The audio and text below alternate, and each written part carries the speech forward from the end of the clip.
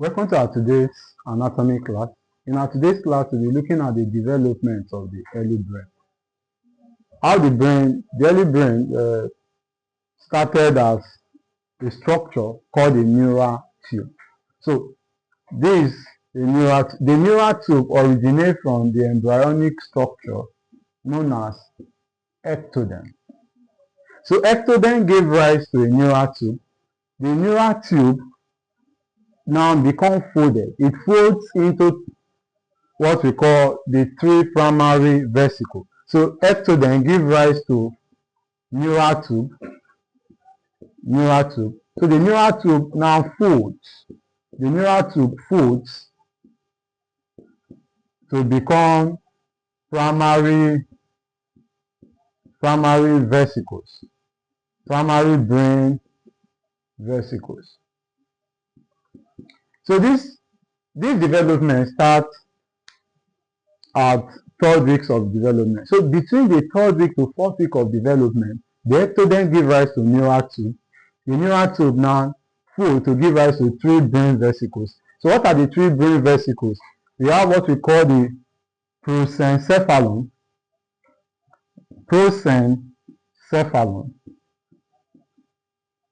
We have what we call mesencephalon. And inferiorly, we have what we call rubencephalon.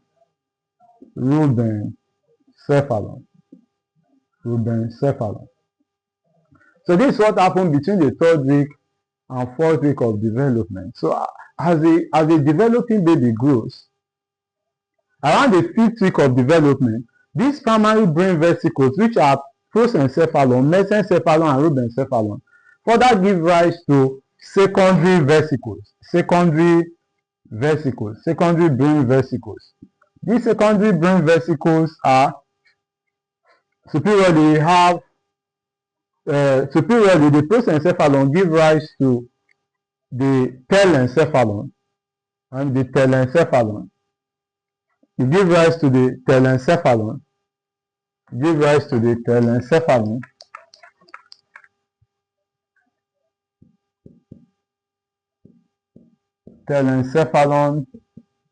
what we call the diencephalon.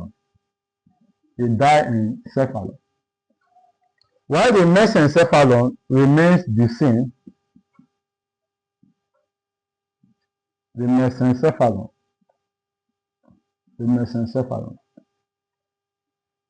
And the rubencephalon give rise to 2 more vesicles known as the metencephalon, and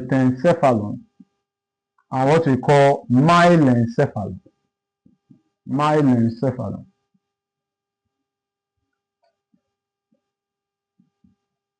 So between the 3rd to 4th week of development, the embryonic ectoderm give rise to neural tube. The neural tube give rise to 3 primary brain vesicles, which are prosencephalon, mesencephalon, and rubencephalon. In the 5th week of development, the prosencephalon further give rise to telencephalon and diencephalon, while the mesencephalon remains the same, and the rubencephalon give rise to 2 other secondary vesicles, which are metencephalon and myelencephalon. So altogether, there are 5. 1, 2, 3, 4, 5. So these are the 5 secondary vesicles, and these are the 3 primary vesicles. So it is this secondary vesicle that give rise to the different parts of the brain,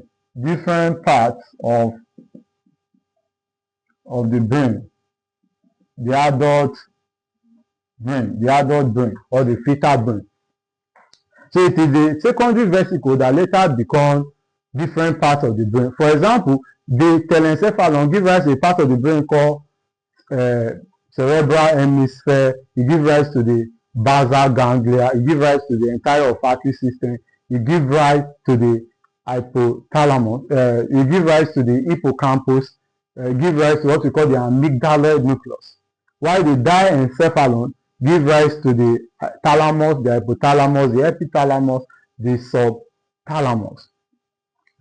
While the mesencephalon give rise to what we call the red nucleus of the brain, give rise to the substantia nigra. It gives rise to the superior and inferior colliculi, while the metencephalon give rise to the pons and the it gives rise to the pons and the cerebellum, while the myelencephalon give rise to the medulla oblongata.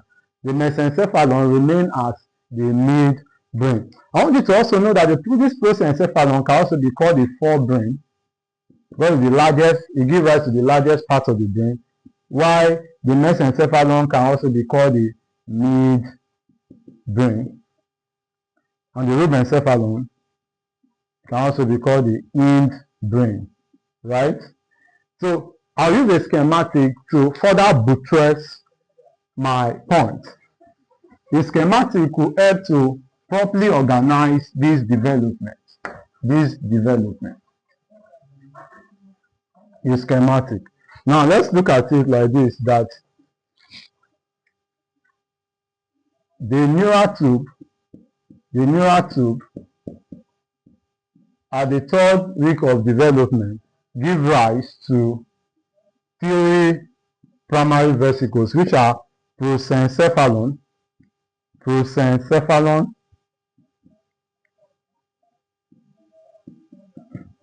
mesencephalon,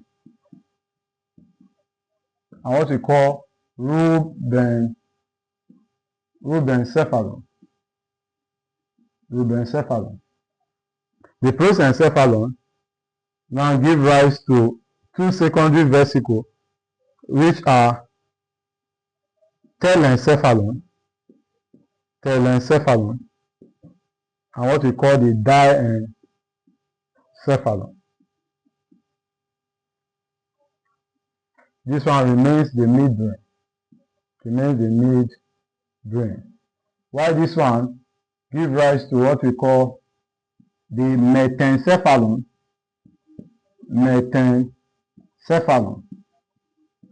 and what we call the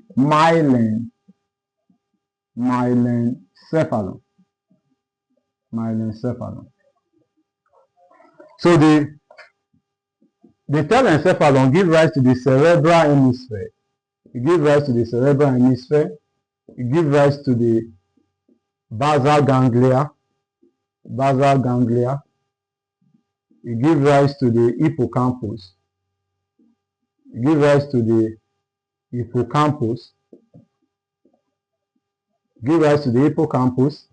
As well as the olfactory system, give rise to the olfactory system, and also it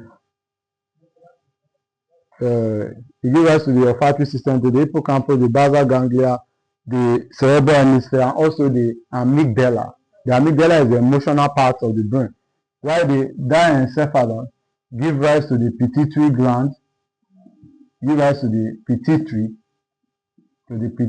and pineal gland. It gives rise to the retina of the eye. And optic vesicles. It also gives rise to the thalamus. It gives rise to the hypothalamus. It also gives rise to the epithalamus and the subthalamus. While the mesencephalon in the adult brain later give rise to the red nucleus, to the substantia nigra, as well as the inferior and the superior colliculi, while the metencephalon give rise to the pons and cerebellum. And finally, the myelencephalon give rise to the medulla oblongata. It gives rise to the medulla oblongata. So the myelencephalon give rise to the medulla oblongata, metencephalon give rise to the pons and cerebellum, mesencephalon give rise to the red nucleus, substantia nigra, inferior and superior canaliculi.